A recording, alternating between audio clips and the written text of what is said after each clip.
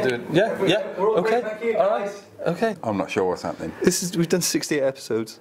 This is going to be my favourite already. 68. It is. It's already my favourite. We've only just started because recording. we've managed to get Adam on. Adam owns and operates the wonderful Anna Loka vegan vegetarian cafe. I've been looking forward to this one for a while. To be honest with you, we've actually been chatting for about an hour solid, Yeah. like beyond this, because like our guest today is lovely Adam, and we've just been chatting about football, but mostly about football and life in general. Life, definitely. How do you think you start a movement? How do you start a movement? Yeah. Well, how's it begun for you? how's it begun for me? I guess, you know, philosophically, spiritually, it's what put me on a path.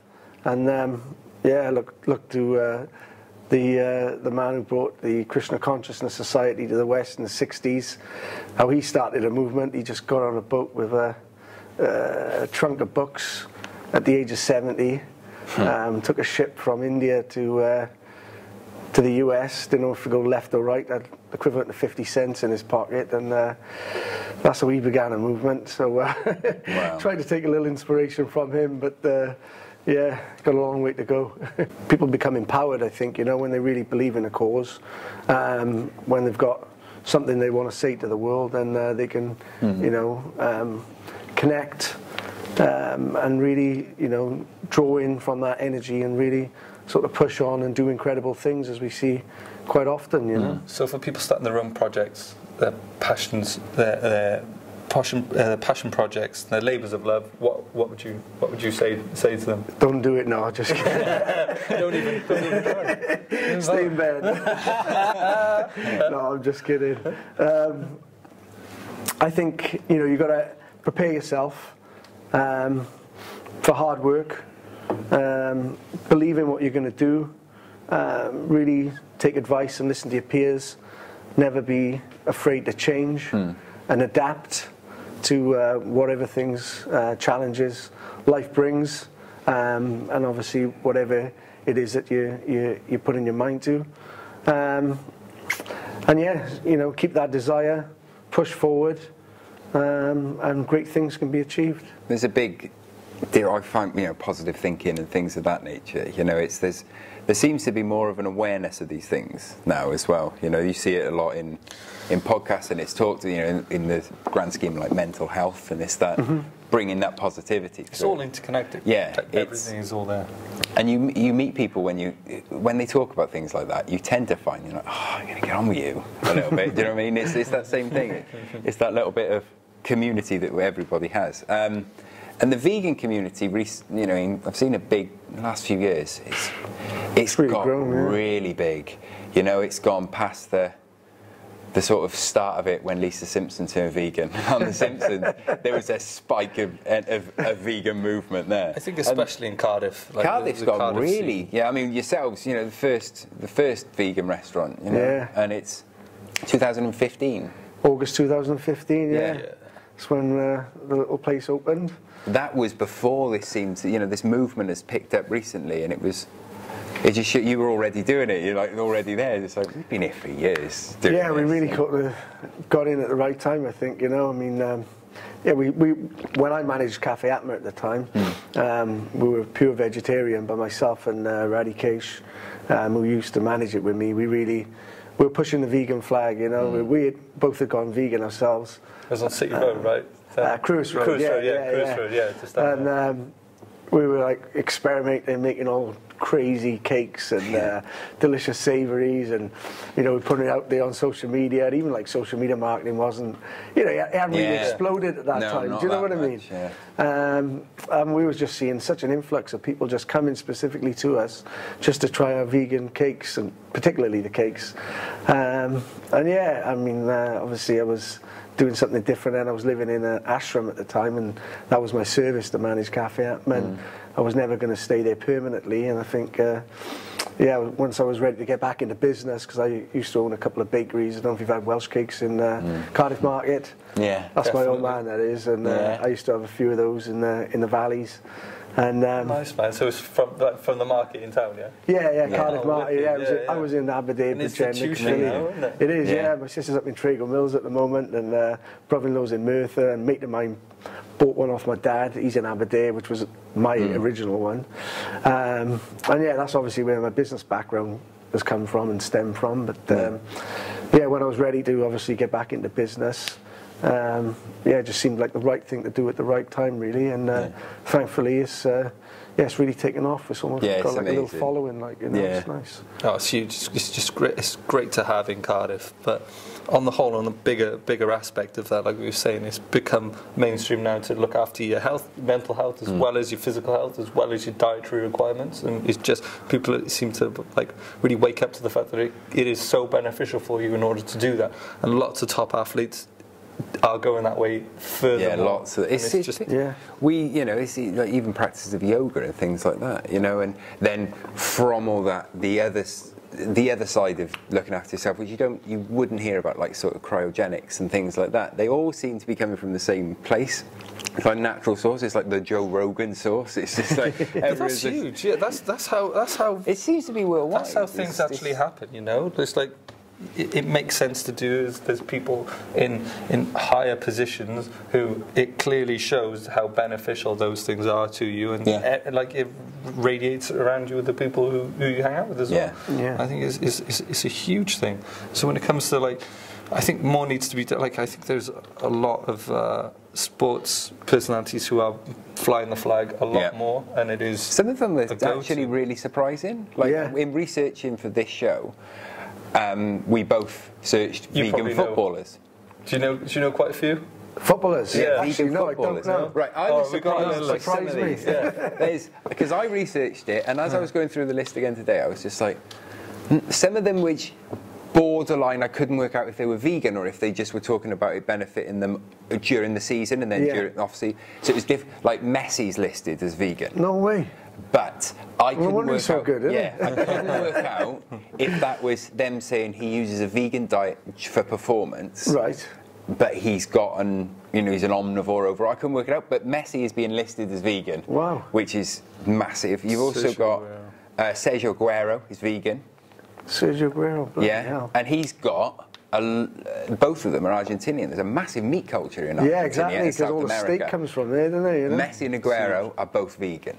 That's it's just like, okay. I never would have expected that. No, and this is if I said to my nan and my mother-in-law, who still worry about me and my diet, where you get your B12 from? Leave me alone. I got it covered. They would, if I said to them, I played them Lionel Messi, I went, look how good he is. They would both be like, he drinks his milk, doesn't he? You could tell he eats chicken, right? Vegan. They're two of the best sportsmen in the world. They're vegan. Yeah, it's crazy. A few of the MMA fighters now have gone vegan as well. You know? The two, like the Diaz brothers being the two. Yeah, exactly. The dominant ones, The Nick Diaz still just, he's been promoting vegan lifestyle for 10 years, 12 years. He said he's a professional fighter. And that's at that stage. That's the biggest stages you can be at, and to maintain that consistently. There's no, training 3 times a day. And one of the Premier League rugby teams, English Premier League rugby teams, I listened to them on 5 Live the other day, and they said quite a few of their players are going towards a vegan diet now. And you're talking about, these are guys are units, like, do you know what I mean? And it shows that you can do it. It's that old thing. It's that old thing of when people say the first thing, where'd you get your protein from? I think literally the first thing they say. I do think it's the rise of supplements as well, like the supplement game as well as everything else. Vegan-wise, and smoothies. And smoothies. Good for smoothie sales. Yeah, good for smoothie sales. And it's so easy these days, isn't it? With supermarkets, they've all got their vegan lines as well now, So. I was shocked when I went into Iceland. Wicked. And the amount of other supermarket chains are available, but when I went into Iceland, the amazing range that they now have. They've got a whole freezer just stacked full of vegan products. I was like, are we in the right place? I can imagine that happening a few years ago. It's incredible. Another one. Do you know of an Arsenal player called Hector Bellerin? Yeah. No, he's off my radar, I got to be honest. So he is, I'd say he's a style icon. He is a style icon. We will show you a picture of Hector Bellerin. He's right back for Arsenal. We love him. We're a huge fan of him. He's got lovely hair. He's got very long hair and a moustache. and he wears fashionable clothes. He's an odd character. Fully vegan. When you sent me that was the one I was like, nah, I'm not surprised. If you see a picture of him, you would even go, he's a vegan. But yeah, he preaches. He does very well in terms of getting it across, because the younger generation coming through, and to see icons in the game. Do you want to hear what Hector Bellerin said about being vegan? I've got the quote here because I liked it. It says, at the beginning I wanted to try it for a couple of weeks to detox my body. But I felt so great. After that, I've been doing it for more than 6 months now, and he's kept that up, and that was 4 years ago. Wow. He said, I'll do it for a few weeks, clean my body out. And he said, in those 2 weeks, I've never felt better. Yeah, it's unbelievable. So now I'm vegan permanently. Well, you look at a human body, you know, I mean, the intestinal tract is like 18 times longer than that of a carnivore's, you know. Yeah. Carnivores, meat comes in, meat goes out, you know. You look at it like tigers and lions, and then you look at a human being, you want to absorb all the nutrition of all that vegetables, you know, so, you know, it just takes its time getting down, you know. So, it just seems like if you really, you know, look at things and educate yourself, then the knowledge is out there. Now more than ever, I think is so useful to be able to have that at our fingertips. But the other thing is the rise of the influencer, and it's the rise of those players with the power and the followers that they've got. So the implication, like I said, with someone looking at that, and if they've got 1 to 2, 3 million followers or whatever, the implication is absolutely massive. Huge. And it's amazing, I think, in football, because I don't want to generalise, but a typical football fan, he's out having a few pints, burger and a pie on the way to the stadium. I mean, I used to be like that, but when you see footballers, pushing the vegan flag and flying the vegan flag, I think there'll be a lot of people out there that's going to take note. We've also got one of our own, haven't we, from these parts as well, Pritchard. Yes, absolute legend, taking veganism mainstream. It's huge. His Dirty Vegan TV show is really good. So good, because it adds a bit of his there might be someone on comedy there. In there. Isn't there someone coming? What's going on, Ad? Yeah, well, I know a friend of mine, Andy and Sarah, they're on tonight's episode on Dirty Vegan from Naturally Kind, and next week will be myself and Jan and Anna Loka featuring on Dirty Vegan with Matt, who's he's absolute legend for what he's doing. I think. Yeah, he's amazing. Huge. He's doing it so well. I mean, he's been on so many BBC morning program, and I think he was on 5 Live as well, and he's really the mainstream are taking note now, which is fantastic, and someone who's lived such a bipolar lifestyle, from going from absolute craziness to fitness freak, and it also shows you the power of the mind as well, doesn't it? And the effort that he's put in to do all those great things that he's done. Exactly, and I think really put it into his body is just it's the power of controlling your mind as well. I think is just unlocking. Exactly, yeah. I've got a little bit of insight here. I heard a story about you and Pritchard from a mutual friend of ours. He told me, he said, when you speak to him, make sure you ask him about what he did during Pritchard's triathlon, or the marathon that he did, the 30 marathons, was it that he did? 30 Ironmans. Yeah. I heard that you were in charge of his nutritional... we just, obviously, it's such a challenge, I think, to do one half Ironman, and to do them 30 consecutive days. Obviously, the mind is unreal. The mind's going to kick in. It's going to start screaming, and I think when you want someone to achieve that challenge, you want to try and make their life as simplistic as possible.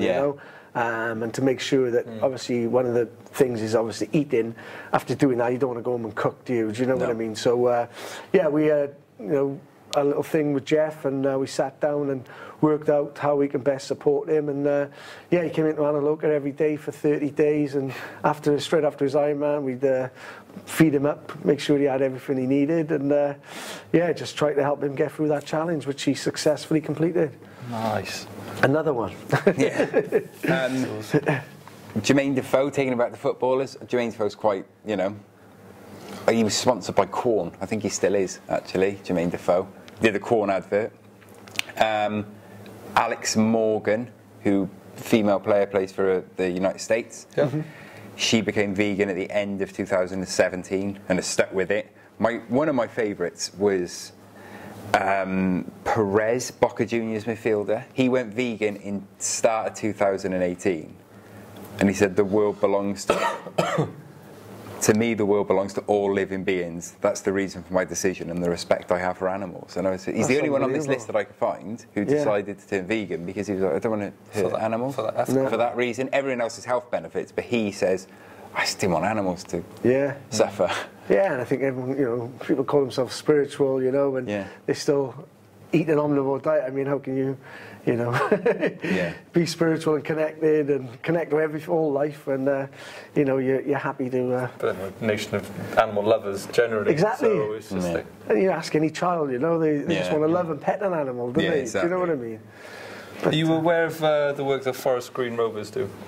Forest Green Rovers? Yeah. No, I'm You heard of not. them? Enlighten me. They're owned by a green company called Ecotricity. Their owner, Dale Vince, he owns that company. He bought Forest Green Rovers, and he turned the club vegan, 100% vegan. No way. They're the world's first 100% vegan club. They made the switch in 2015. They installed solar panels, so they're fully self-sufficient as well. They banned all plastics from the stadium in 2015. Yeah. And then they said, right, all the players are being switched to a vegan diet, and will only sell vegan food in the ground. That's amazing. They're setting the standard, aren't they? I believe at one point as well, you could buy kombucha at half-time, which I thought, that's amazing. I have to supply with my kombucha. My brand's launching in 3 months. So amazing. Kombucha's going to be huge. Watch this space. I love kombucha. It's called Prana, and it's got these beautiful succulent coloured lips on as the brand, you know. So, nice. Prana, Prana, yeah. We'll both be checking that out. We I'll both bring drink a some lot down of for you to kombucha. try anyway. Kombucha revolution. Yeah, I love them. I just think they're amazing. I think Forest Green Rovers are superb. You know, you just connect to them, and everyone else has, to the point where their shirts sell very well online. I can imagine, yeah. That's how a movement starts. People who don't even know where it is have bought their shirts. Yeah, because it's probably organic cotton or, you know, fair trade cotton or whatever. Do you know what I mean? It's funny you should mention the indies, though, because a friend of mine went to a business meetup thing, you know, and I can't remember, it was one of the ex-Olympic champions or something. She was doing a presentation in Cardiff, and he was saying the one thing they've noticed with the food trend is that actually people don't want chains anymore. People don't. They want independence. Like they do. It's with previous, you know, like yourselves, like a lot of previous guests that we've had on. You know, Handlebar Barista. You've got the Grazing Sheds who started their own. You know, when we had Adam on from the Grazing Sheds, say going into a burger bar and having 4 different options to eat. For me, I was like, that's exceptional. And he was like, be 6 soon. I was just like, that is mad. And our beloved Milky as well. Hardlines, you've got like Blanche. Blanche Bakery. And our beloved Bigmoose Coffee. You know, there's this hub in Cardiff, and you're a massive part of it. No, it's been actually, the last few years have been nice, I think. You know, we've seen all these great places popping up, like you mentioned a good few of them there, and just hope it continues, you know. Amazing. Is Tel Aviv seriously it's awesome, like, man. Above and beyond anything Above and beyond anywhere else I've ever been for vegans. And they're really health conscious. It's like every other shop is a fresh juice bar, like, you know, and everything's organic over there. There's so much organic stuff. It's just like unbelievable. He did a talk over there, and literally it just absolutely blew up from there. And I say, it's like 70 odd vegan restaurants. That's mad. What, off the back of... off the back of him, yeah. Okay, right. Why do you think we actually like watching football? Like, what is it? Why do you like it? For me, I think it's community, a lot of it, you know. I think one of the things we see around mental health and stuff is that, you know, there's a big disconnect with people and relationships, and I think, you know, going to the football with your mates, you know, you feel part of that community and buying into your team and stuff. And also it's a beautiful game to watch, isn't it? It is a beautiful game. I had one of those moments today, weirdly, where I have these moments every now and again where I watch football and it's almost as if I can't be any happier right now. There's those moments. It doesn't happen every game, but sometimes you get that bit where you just, like watching the biggest one that I can think of is the Juventus-Barcelona semi-final, where Barca had to score. And Juventus just went, not today. You're not doing that today. It was the most fascinating 0-0 I've ever seen in my life. But there was a moment today, because have you seen Pavard, the French right back who scored the absolute blinder in the World Cup against Argentina, I believe it was. He's signing for Bayern Munich. He played a pass last night from the corner flag, pretty much. He moves a bit forward into the opposition box. One hit of the ball along the ground. It wasn't in the air. He saw a gap. The ball goes through 8 different players. Just pinged it to reach where it needed to be, from pretty much corner flag to. I watched it honestly about 50 times because I was just like, how has he hit the ball so sweetly and at the perfect angle and at the perfect speed to go through 8 people? Yeah. Who are all running. How has he done it? And I was just like, that's football is beautiful. I've been trying to get to technologies here, like when VAR kicks in, that will have an element on the game, and that'll annoy people because of human error in referees' decisions and throwing up the structure of the actual game itself. Yeah. Are you for VAR coming in on the whole? VAR. Nah, I mean, you know, we need talking points, and referees' decisions always talking points. Yeah, because it's that element of, because I can see both sides of the argument with VAR, because I think at the minute people still say, oh, VAR got that one right, and it's that Mitch said it months ago. Mitch said VAR isn't making a decision. All it's doing is replaying fact. Yeah. So he was like, all VAR is, they keep saying, oh, VAR got that wrong. Well, no, that's impossible. VAR is not a thing. It is set for that exact reason. All you're doing is pressing rewinds. Yeah. Unless it's a crooked system and it's clearly out of sync, or there's a bug in the machine, then that is not what is there. It's there to exactly to get just that show out. exactly what happens. Yeah. And I think, you know, it works well in rugby because it's a stop-start game. You've got scrums, you've got, you know, line-outs where they actually physically stop. Whereas football, it's supposed to be a fluid game. It's smooth, you know. Do you think you'd be a good ref? Me? Yeah. No. I'm as biased as I can. Move on. There's, want to see those 2-footed challenges. It's not nothing. There's a few. VAR is coming in. My problem with it is not what it is. It's how it's applied currently. It's not in other countries where it's been used for longer. It works fine. It works fine, no problem. You wouldn't ever know. If you went to the MLS and watched it, you barely know. There was one recently where it was actually like 9 minutes of play because the goal broke. And then there was a VAR and it was 9 minutes in a row and all the fans were like, it's 10 minutes nearly. 9 minutes. See, that's not what football's about for me. But as soon as it comes here, it will quicker. Like we've seen You're for VAR? Yeah, absolutely. Oh, really? Yeah, totally. I would. Like I'm a purist. Yeah, but like if I'm in the middle because I can see both sides of the argument. I know it's coming in, and I just don't like the application. But in the World Cup final, when VAR was used, the biggest game in the football calendar ever. There's no game bigger than the World Cup final. VAR worked, and it was out. For about, I think it worked out, it was 2.5 minutes or something, you know, and they streamlined it in a matter of weeks at the world's biggest football tournament. If the Premier League put that much behind it and went, right, we're going to go full board now with this, this is what's happening, you need to get it right, and all the training and all the money went in. But the World Cup was... Give it half a season and it would work. That's the first process of that actually happening, what but we we said it before, at the minute, the way the FA were talking about it and the Premier League decided, the Premier League were basically saying, this system is good enough for the World Cup final, but it's not good enough for, you know, Brighton versus Burnley. It's like, what? What do you mean? It's got to work. You're just not trained enough. That's all it is. You need to learn more skills, like those refs did. I think it's such big business now. I think that's one of the main reasons it's coming in because, you know, teams can't afford to have these decisions to go against them. Like, you know. Where do you see things happening going in the future then, with like diets and business and sport in general? Well, I think... Big question. Yeah, it is.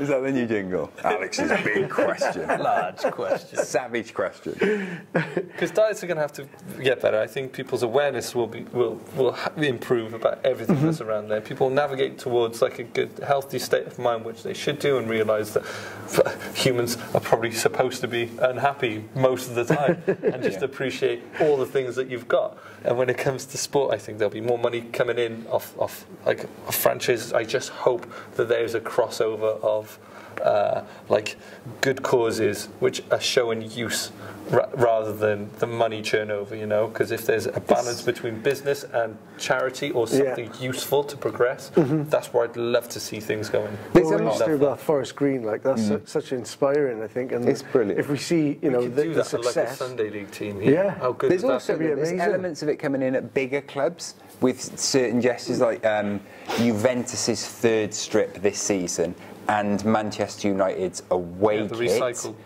are made 100% from ocean plastics. I think we'll definitely see, you know, more sporting teams definitely adopting more, you know, vegan and vegetarian diets. Oh, hopefully that would be business. Hopefully independence all the way. You know, we'll see the rise of the independents. Ideal. Because they are the backbone of British business.